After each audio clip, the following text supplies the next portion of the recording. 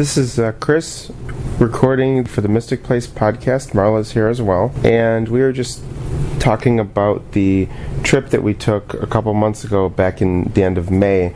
We went to Boston and we did some walking tours, which turned out pretty good. We went on 3 tours. One was called the Heart of the Freedom Trail, and another one was called Beacon Hill. And that was more of a quiet walk through a neighborhood, and you'll hear a little bit of that as well. The final one was the North End tour, where you walk through the North End of Boston. And one way we found this tour company was using the GPS in virtual mode, and we found the business and called them to find out what they did so we could we're looking for tourist attractions. The following recordings that you will hear was a compilation that we did. We recorded the tours, and with the permission of Boston by Foot, which is the name of the company that we went with, they gave us permission to put these little snippets of each tour together so that you can hear what it sounds like. You'll hear the sounds of the big city, and you'll go into the back of the neighborhood, and then you'll go on the North End tour. And actually, I think the compilation is first the North End tour, then the Beacon Hill, and then the Heart of the Freedom Trail. And the Heart of the Freedom Trail, the part that you will hear is in a cemetery, the oldest cemetery in Boston. I just wanted to thank all the people at Boston by Foot for being as accommodating as they were. They really went out of their way to help us and to make sure we got to go on these tours, and it was really nice. I just wanted to thank them for everything they did for us. And this is one way that we are actually thanking them by, doing this so that everybody can hear it. And I gave them the audio files, and they can use them on their website or do whatever they want with them. But I did get permission to post what I am posting. Boston by Foot's contact information is www.bostonbyfoot, that's BOSTONBYFOOT.org. My contact information is chris@mysticplace.org. That's the email address, and of course you can visit the blog and podcast site at www.mysticplace.info. So what brought you to Boston this time? Vacation, taking a vacation from work. And you just sort of picked a spot on the map? Yeah. So Actually it's kind of funny because we were using our but the company I work for, we manufacture and distribute a GPS system for the blind. Actually, this is what I have right here. Okay. And how interesting. we were doing a virtual exploration of Boston and looking under tourist attractions and found Boston by Foot. Decided to call you, and I think I talked to you first. Yeah, we probably did. I know that we did speak. Yes. I'm not sure if I was the first person to speak. And that's how I found the phone number and called it. So let's, Great. Yeah. How do you find that the strange siren?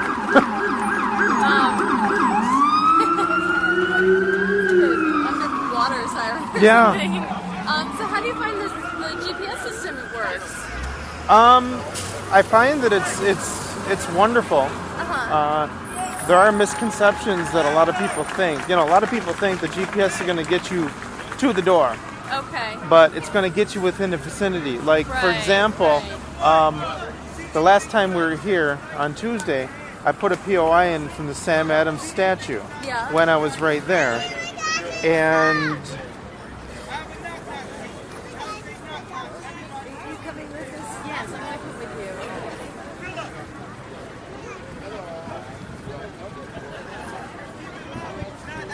you. of course, it says it is 62 feet behind. I think that's an overestimation, but Right. it's pretty close. Right now we're walking on a sort of a granite brick walkway. Decent size of a plaza right here, not like any plaza, but the walkway is fairly wide, like maybe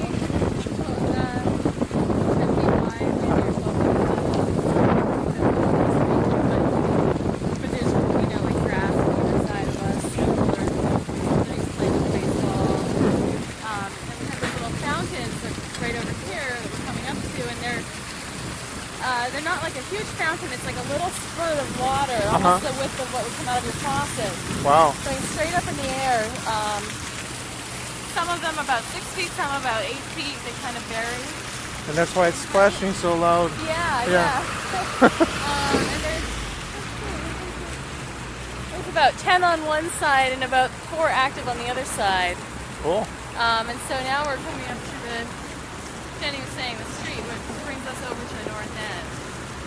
A little closer. And there's a curve coming up right here.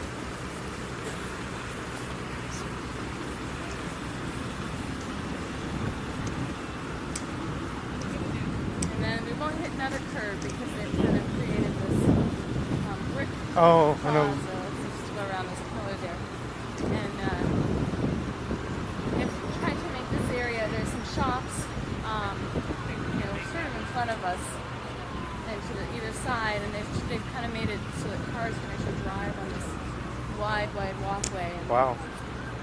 like brick wall. The church is surrounded by brick walls to the right. The other side of the brick wall looks like there's a small garden that might be home surrounding it, with a tree in the middle. But the brick courtyard has like some really narrow flower beds on the edges of it.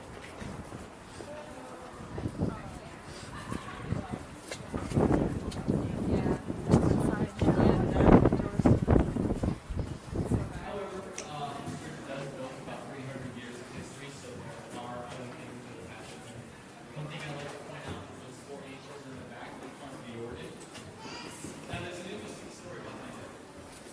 Folks can have a seat if you like. I'll follow.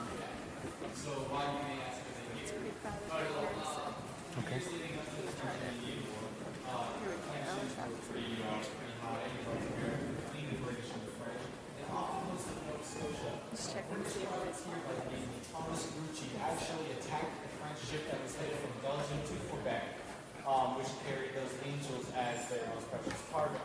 So as Thomas Grucci was a member of this group, he decided to donate them here. So they've been standing there as Dover property ever since 1746.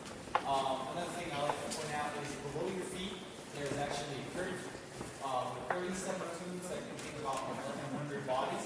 Most of them are those who died in the Battle of Bunker Hill and Breedsville during the Revolutionary War. And most were also members of this church. Lastly, on your way out, you'll see cute that we can actually sit in for a minute. City on it, Christ Church, a 1724 quote. That is the church's original donation box and document holder, and believe it or not, it still works today. So we do ask people for your donations right here today, because they do allow us to keep our doors open and free for future generations. So if you have any questions, my name is Colin, and there are other guys outside. And thanks for stopping by and enjoy your time in Boston.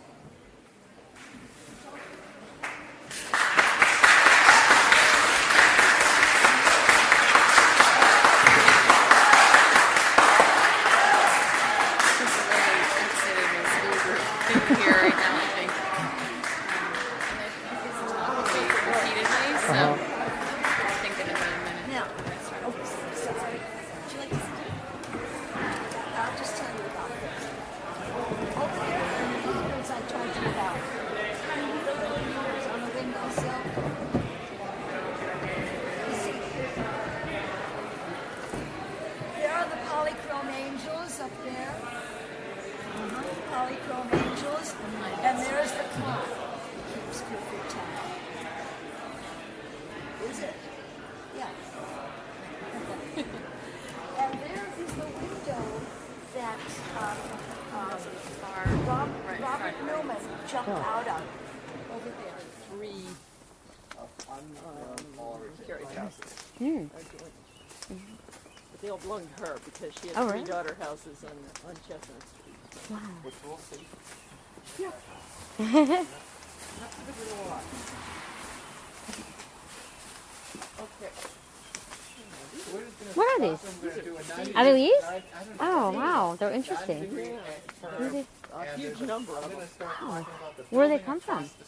All these There are trees line the streets. Oh, okay. Yeah. And I'm not sure what are these trees? Do you know, Jeff? They're real hardy urban trees. Oh, wow. But they have these huge numbers of seeds that are just all over everywhere. All over the place. It's almost like confetti. I want to see what they feel like. Oh, yeah, okay. They do. They feel like paper. Yeah, they do. They're seeds? Yeah, they're seeds, seed pods. They do feel like paper. Cool. All right. So the building we see that's across the street is the only freestanding buildings or houses on Mount Vernon Street, and it is Harrison Gray Otis's second house. Harrison Gray Otis was the bigwig political mover shaker of the Mount Vernon proprietors. He was related to James Otis. A little bit to the right, you can sort of feel Yeah. where the path is. Just fortunately, there's a monument here.